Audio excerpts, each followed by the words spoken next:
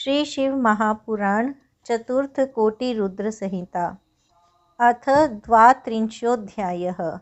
घुष्मेश्वर ज्योतिर्लिंग के महात्म्य में सुदेहा ब्राह्मणी एवं सुधर्मा ब्राह्मण का चरित वर्णन। सूत जी बोले, हे मुनि श्रेष्ठों, इसके बाद घुष्मेश नामक ज्योतिर्लिंग कहा गया है, उसका उत्तम महात्म्य सुनिए। दक्षिण दिशा में श्रेष्ठ देवगिरी नामक एक महान शोभा से युक्त पर्वत विराजमान है, जो देखने में विचित्र मालूम पड़ता है। उसी के समीप भारद्वाज के कुल में उत्पन्न महान वेद वेत्ता सुधर्मा नाम का कोई ब्राह्मण रहता था। उसकी शिव धर्म परायण, पति सेवा में सदा तत्पर रहने वाली तथा गृह कार्यों में दक्ष सुदेहा नामक भार्या थी। श्रेष्ठ ब्राह्मण सुधर्मा भी देवता एवं अतिथि का पूजन करने वाला, वेद मार्ग के अनुसार आचरण करने वाला तथा अग्निहोत्र में नित्य तत्पर रहने वाला था। वह तीनों समय में संध्योपासन करने वाला, सूर्य के समान तेजस्वी, शिष्यों को अध्यापन करने वाला, वेद शास्त्र का विद्वान, धनवान, श्रेष्ठ, दानी, सौजन्य गुण से युक्त, नित्य शिव कर्म करने वाला, शिव भक्त तथा शिव भक्तों का प्रिय था। इस प्रकार धर्माचरण करते हुए उस ब्राह्मण की बहुत सी आयु बीत गई, किंतु पुत्र उत्पन्न नहीं हुआ और उसकी स्त्री का ऋतुकाल भी निष्फल होता गया। तब भी तत्व के ज्ञाता उस ब्राह्मण को थोड़ा सा भी दुख नहीं हुआ। आत्मा ही अपना उद्धार करने वाला है और वही अपने को पवित्र करने वाला भी है। ऐसा मन में विचार कर वह ब्राह्मण दुखित नहीं हुआ, किंतु सुदेहा को पुत्र उत्पन्न न होने का बहुत बड़ा दुख रहता था। वह सर्व विद्या विशारद अपने पति से पुत्र उत्पन्न करने के लिए प्रयत्न करने की नित्य प्रार्थना किया करती थी। वह ब्राह्मण अपनी स्त्री को डांट कर कहता था कि पुत्र क्या करेगा, कौन किसकी माता तथा कौन किसका पिता है, कौन पुत्र है, कौन भाई है एवं कौन मित्र है। हे देवी, तीनों लोकों में सभी निसंदेह स्वार्थ का ही साधन करने वाले हैं। ऐसा तुम बुद्धि से विशेष रूप से समझो और चिंता मत करो। अतः हे देवी, तुम निश्चित रूप से दुख का त्याग करो और हे शुभ व्रते, तुम मुझसे नित्य इसके लिए मत कहा करो। इस प्रकार उसे मना करके शिव धर्म में निरत वह ब्राह्मण परम संतुष्ट हो गया और द्वंद्व दुख का त्याग कर दिया। किसी समय सुदेहा सखियों की गोष्ठी में सम्मिलित होने के लिए अपने पड़ोसी के घर गई। वहीं पर परस्पर विवाद होने लगा। उस पड़ोसी की स्त्री ने नारी स्वभाव के कारण उस ब्राह्मण पत्नी सुदेहा को धिक्कारते हुए बहुत कटु वचन कह दिए। पड़ोसी की पत्नी बोली, हे अपुत्रिणी, तुम किस बात का गर्व कर रही हो? मैं पुत्रवती हूँ, मेरा धन तो मेरा पुत्र भोगेगा, किंतु तुम्हारे धन का भोग कौन करेगा? निश्चय ही तुम्हारा धन राजा ले जाएगा, इसमें संदेह नहीं है। हे वंध्या, तुम्हें धिक्कार है, तुम्हारे धन को धिक्कार है और तुम्हारे अहंकार को धिक्कार है।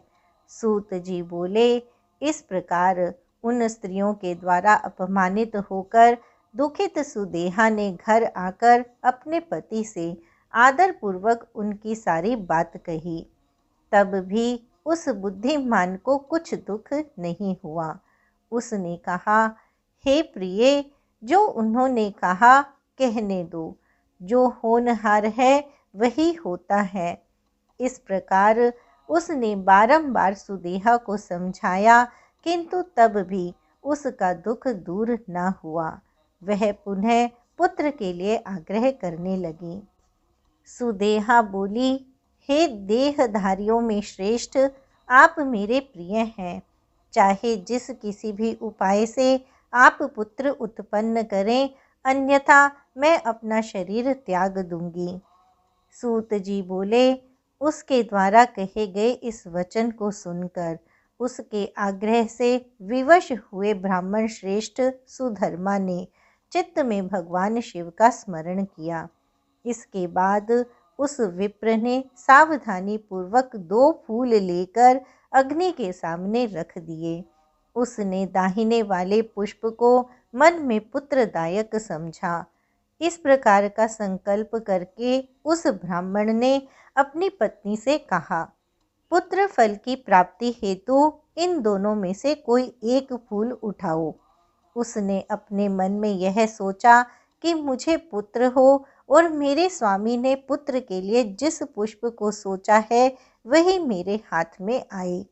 ऐसा कहकर उसने शिव तथा अग्नि को प्रणाम करके तथा उनकी प्रार्थना कर एक पुष्प उठा लिया।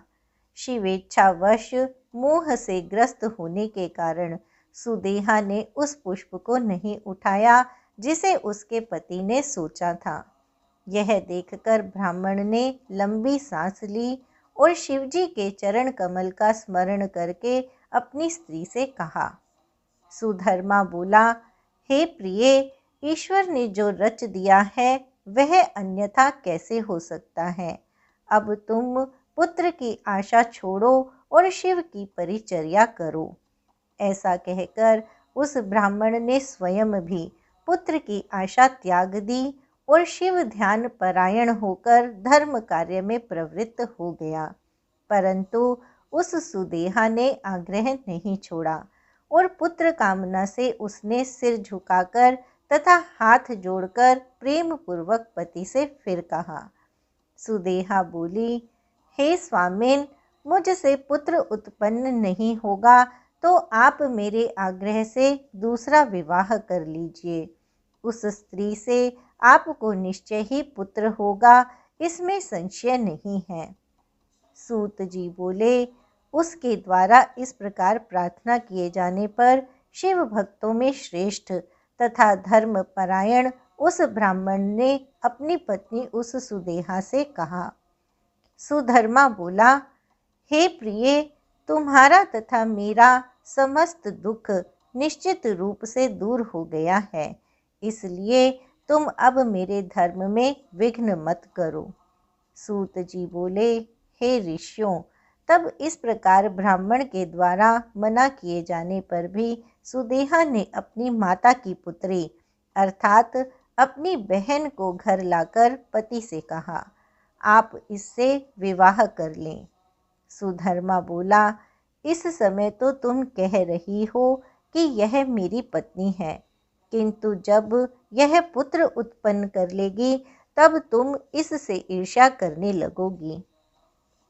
सूत जी बोले, हे द्विजों, अपने पति द्वारा इस प्रकार कहे जाने पर उसकी पत्नी सुदेहा ने हाथ जोड़कर पुनः अपने पति सुधर्मा से कहा, हे द्विज श्रेष्ठ, मैं अपनी बहन से कभी ईर्ष्या नहीं करूंगी।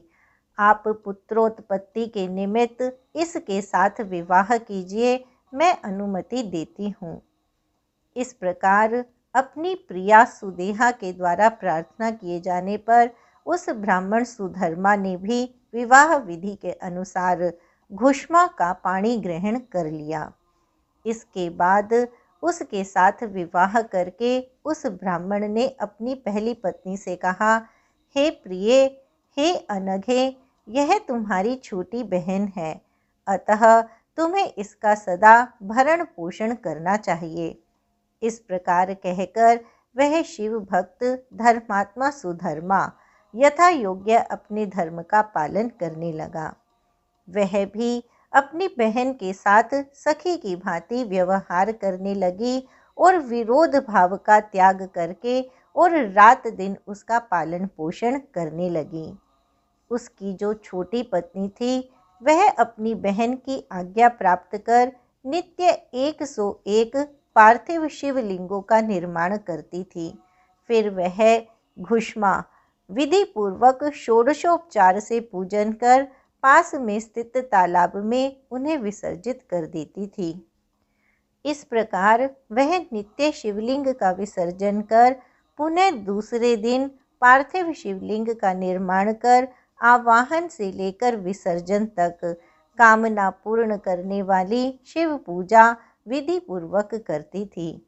इस प्रकार नित्य शिव पूजन करते हुए उसकी सभी कामनाओं का फल प्रदान करने वाली 1,00,000 पार्थिव संख्या पूरी हुई। उसके अनंतर शिवजी की कृपा से उसे सुंदर, भाग्यवान और सभी कल्याणकारी गुणों का पात्र पुत्र उत्पन्न हुआ।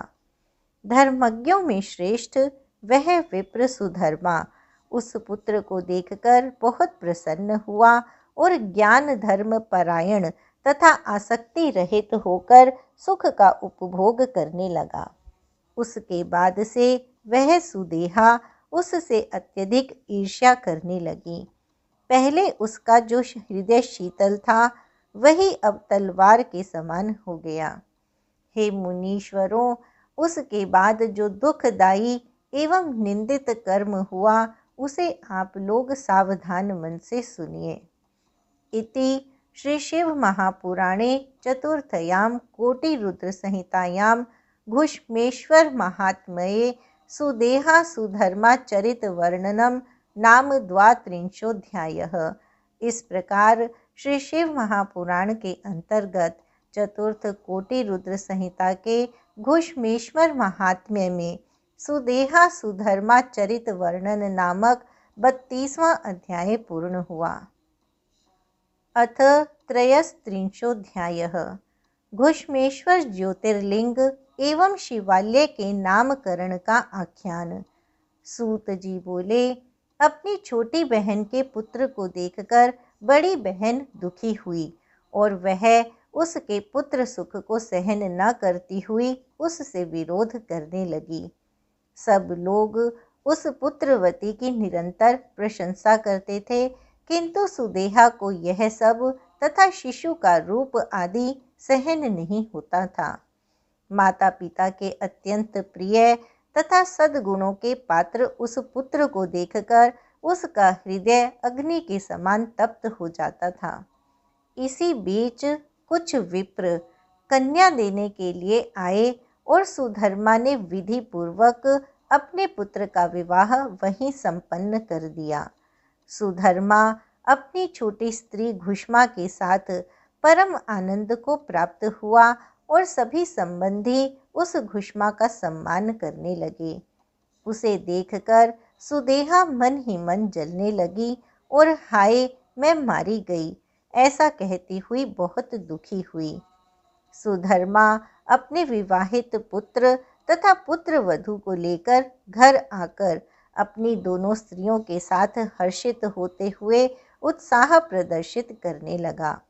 इससे घुष्मा तो आनंदित हुई पर सुदेहा दुखित हो गई। वह उस दुख को सहन न करती हुई दुखी हो पृथ्वी पर गिर पड़ी। तब घुष्मा ने कहा, ये पुत्र तथा पुत्र वधू तुम्हारे ही हैं, मेरे नहीं। पुत्र तथा बहू ये दोनों भी उसे अपनी माता तथा सास ही मानते थे। पति सुधर्मा भी अपनी ज्येष्ठ स्त्री का जैसा आदर करता था वैसा कनिष्ठ का नहीं। फिर भी वह ज्येष्ठ पत्नी अपने मन में कपट रखती थी। एक दिन ज्येष्ठा सुदेहा ने दुखी होकर अपने मन में विचार किया कि मेरे इस दुख की शांति कैसे हो। सुदेहा मन ही मन बोली, मेरे हृदय की अग्नि घुष्मा के दुख जनित आंसुओं से ही शांत होगी, अन्य किसी प्रकार नहीं, यह निश्चित है। इसलिए मैं आज ही मधुर भाषण करने वाले उसके पुत्र को मार डालूंगी। यह मेरा दृढ़ निश्चय है। आगे जो होनहार होगा वह तो होकर ही रहेगा। सूत जी बोले, हे ब्राह्मणों, कपटी मनुष्य को कर्तव्य अकर्तव्य का विचार नहीं रहता। कठोर सोतिया डाह का भाव प्राय अपना ही विनाश कर देता है। एक दिन सुधर्मा की ज्येष्ठ पत्नी ने छुरी लेकर रात में वधू के साथ सोए हुए पुत्र के अंगों को खंड खंड काट डाला। इस प्रकार उस घमंडी तथा महाबला ने घुष्मा के पुत्र के सभी अंगों को खंड खंड कर दिया और रात्रि में ही ले जाकर तालाब में उसी स्थान पर फेंक दिया जहाँ घुष्मा नित्य पार्थिव शिवलिंगों को विसर्जित किया करती थी। इस प्रकार वहां पर फेंक कर लौट आई और सुखपूर्वक सो गई। प्रातः काल होने पर घुष्मा नित्य कर्म करने लगी तथा श्रेष्ठ सुधर्मा भी स्वयं नित्य कर्म संपादन करने लगा। इसी बीच ज्येष्ठा सुदेहा, जिसके हृदय की अग्नि शांत हो चुकी थी, अत्यंत आनंद युक्त होकर गृह कार्य करने लगी। प्रातः काल होने पर उठ करके वह वधू खून से लथपथ तथा पति के शरीर के टुकड़ों से युक्त शैया को देखकर बहुत दुखी हुई और उसने अपनी सास से कहा, आपके पुत्र कहाँ गए? शैया रुधिर से लथपथ है तथा वहाँ शरीर के टुकड़े टुकड़े दिखाई पड़ रहे हैं। हे शुचि व्रते, मैं तो मारी गई, किसने यह दुष्कर्म किया है? ऐसा कहकर उसकी पत्नी अत्यधिक विलाप करने लगी। तब ज्येष्ठा सुदेहा भी बाहर से दुख प्रकट करने लगी और भीतर से प्रसन्न हुई। वह दुखित होकर बोली, हाय, मैं तो निश्चय ही मर गई। वह घुष्मा अपनी पुत्र वधू के दुख को सुनकर भी नित्य पार्थिव पूजन रूप व्रत से विचलित नहीं हुई। उसका मन पुत्र शोक से थोड़ा भी उत्कंठित नहीं हुआ और उसका पति भी जब तक व्रत विधि समाप्त नहीं हुई तब तक वैसा ही रहा।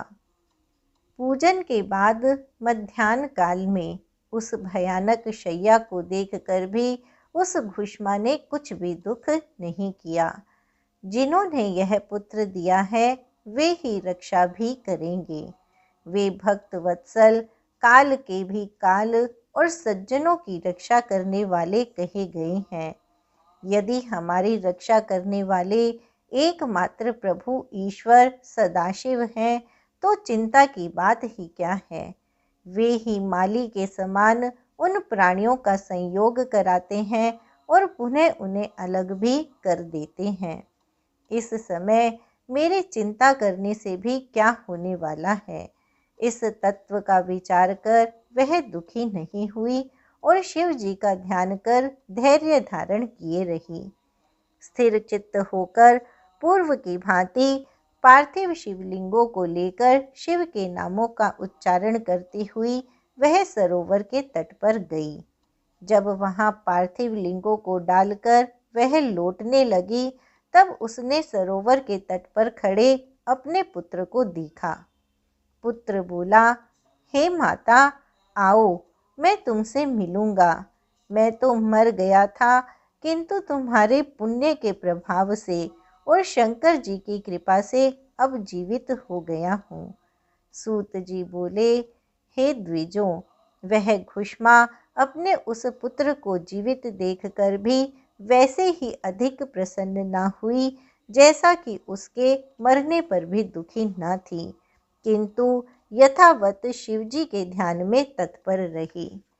इसी समय वहां संतुष्ट हुए ज्योति स्वरूप सदाशिव शीघ्र प्रकट हो गए और उससे कहने लगे। शिवजी बोले, हे वरानने, मैं प्रसन्न हूँ, तुम वर मांगो। उस दुष्टा ने इसे मारा था, अब मैं अपने त्रिशूल से उसे मारूंगा।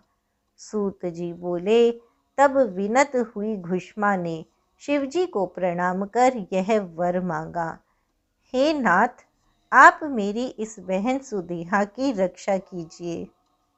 शिवजी बोले, उसने तो अपकार किया है, फिर भी तुम उसका उपकार क्यों कर रही हो?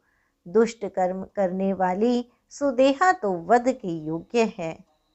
घुष्मा बोली, हे प्रभो, आपके दर्शन मात्र से पाप नहीं रह जाता है, इसलिए आपका दर्शन करते ही उसके सभी पाप दूर हो गए। जो पुरुष अपकार करने वालों के प्रति उपकार करता है, उसके दर्शन मात्र से ही पाप दूर भाग जाते हैं।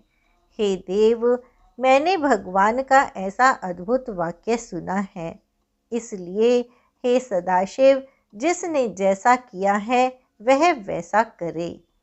सूत जी बोले, उसके द्वारा इस प्रकार कहे जाने पर भक्त वत्सल कृपा सिंधु महेश्वर अतीव प्रसन्न हो गए और उन्होंने पुनः कहा।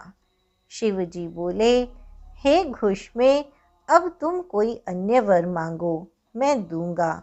मैं तुम्हारी भक्ति से तथा निर्विकार स्वभाव से अत्यंत प्रसन्न हूँ, इसलिए तुम्हारा हित करना चाहता हूँ। सूत जी बोले, उनका वचन सुनकर उसने कहा, यदि आप मुझे वर देना ही चाहते हैं तो आप संसार की रक्षा के निमित्त मेरे नाम से यहीं पर स्थित हो जाइए। तब अत्यंत प्रसन्न हुए महेश्वर शिवजी बोले, हे घुष्मे, मैं तुम्हारे नाम से घुष्मेश्वर के रूप में प्रसिद्ध होकर यहाँ निवास करूँगा और सबको सुख प्रदान करूँगा।